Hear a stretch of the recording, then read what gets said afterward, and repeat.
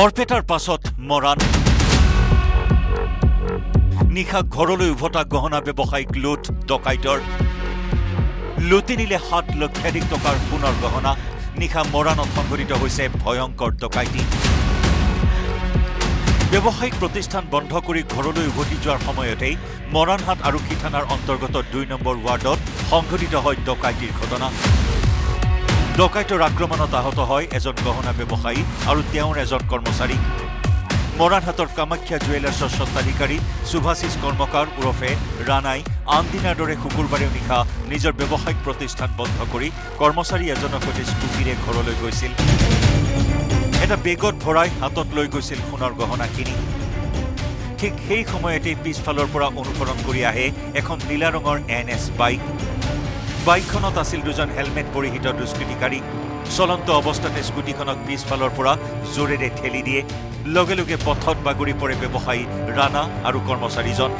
আহত ব্যৱসায়ীজনৰ হাতৰ পৰা প্ৰায় 4 তোলা সোণৰ দুটা বিয়াৰ সেট থকা বেগখন থাপ মাৰি লৈ ডকাইত দুটাই তীব্ৰ বেগেৰে পলায়ন কৰে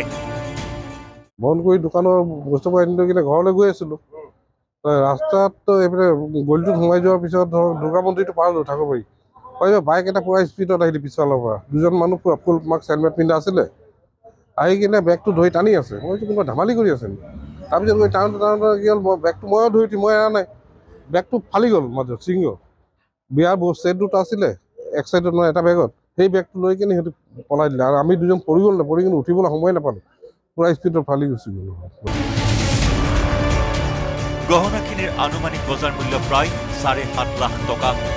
ঘটনাৰ পিছতে অঞ্চলটোত ধোৱা লাগে সিহঁতে গাড়ীটো হেভি আছিলে আমি মানে দুজন বাগৰি পৰিলোঁ হোৱাৰ পিছত মই চিঞৰিছোঁ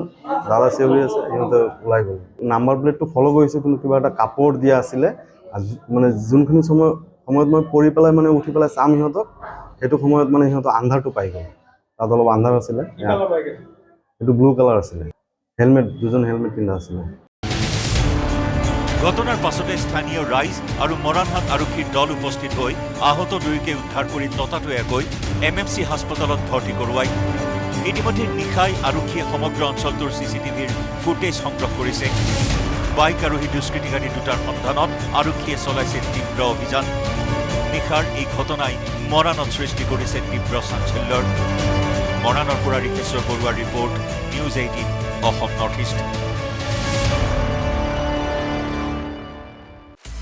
আপুনি বিচৰা বাতৰি পাব কেৱল নিউজ 18 এপত